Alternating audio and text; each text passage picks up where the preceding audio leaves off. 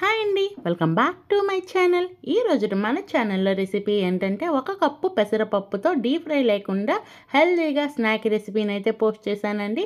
Video ఫుల్గా చూసేయండి, ఎక్కడ స్కిప్ చేయకుండా. ఇక ప్రాసెస్ అయితే స్టార్ట్ చేసుకుందామండి. ఫస్ట్ అయితే ఒక బౌల్ తీసుకొని 1 కప్పు వరకు పెసరపప్పుని తీసుకోండి. పెసరపప్పుని ఒక 2 సార్లు బాగా కడిగేసుకోండి. కడుక్కున్న తర్వాత మళ్ళీ వాటర్ వేసేసి దీన్నైతే 2 గంటల సేపు నాననిద్దాం.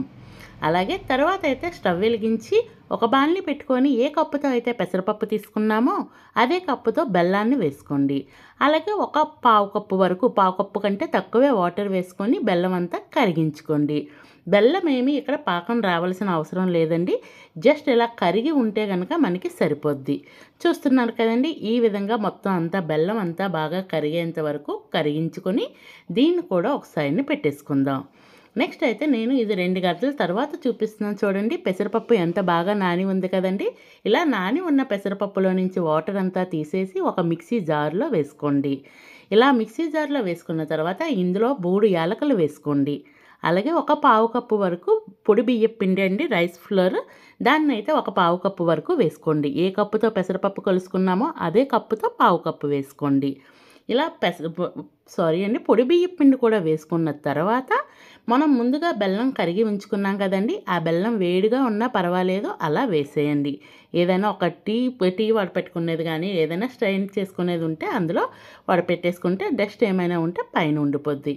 అలాగే టేస్ట్ బ్యాలెన్సింగ్ కోసం ఒక పావు స్పూన్ వరకు సాల్ట్ను వేసుకోండి. ఏ స్వీట్కైనా కానీ కాస్తంత సాల్ట్ వేసుకుంటే చాలా చాలా బాగుంటుందండి. ఇలా సాల్ట్ వేసుకున్నాక బ్యాటర్ రెడీ చేసుకుందాం.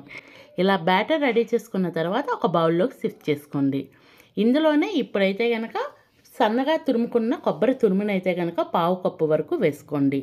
అలాగే ఒక పావు స్పూన్ అయితే కనుక వంట సోడాని వేసుకోండి. ఇష్టం లేని వాళ్ళు స్కిప్ చేసేయచ్చు. ఇలా ఇవన్నింటినీ బాగా కలిసేటట్టు బ్యాటర్ అనేది కలుపుకోండి.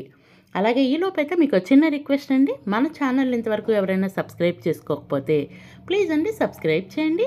వీడియో నచ్చితే లైక్ చేయండి, మీ ఫ్రెండ్స్ అండ్ ఫ్యామిలీ మెంబర్స్కి షేర్ చేయండి. ఇలా కలుపుకున్న బ్యాటర్ని అయితే కనుక ఒక పావు గంట సేపు పక్కన పెట్టేయండి. బాగా నాని ఉంది చూడండి, పావు గంట తర్వాత చూపిస్తున్నాను. ఇలా నాని ఉన్నదాన్ని మరొక్కసారి బాగా కలిపేసుకోండి. అలాగే ఈలోపైతే స్టవ్ వెలిగించి గుంత పొంగనాలు చేసిన పాన్ అయితే పెట్టేసుకున్నానండి.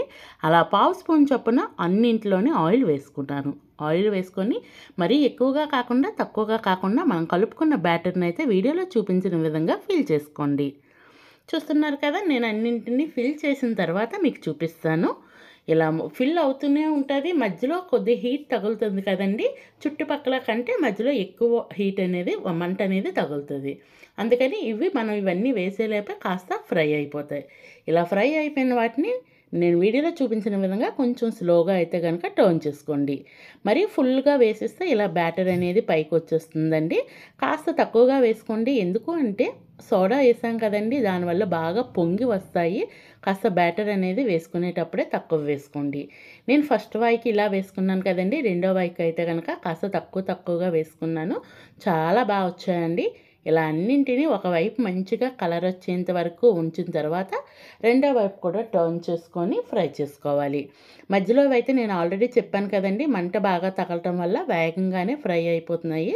చూస్తున్నారు కదా, ఇలా ఫ్రై అయినట్టయితే కనుక ఒక ప్లేట్లోకి అయితే తీసేసుకుందాము.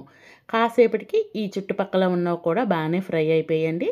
ఇలా ఫ్రై అయినవన్నీ ప్లేట్లోకి తీసుకొని వేడివేడిగా సర్వ్ చేయండి. చాలా చాలా టేస్టీగా ఉంటుంది. చాలా ఎమ్మీ రెసిపీ అండి, చాలా హెల్తీ రెసిపీ. ఒకసారి ట్రై చేసినాక రెసిపీ ఎలా వచ్చిందో కామెంట్ బాక్స్ ద్వారా తెలియచేయండి.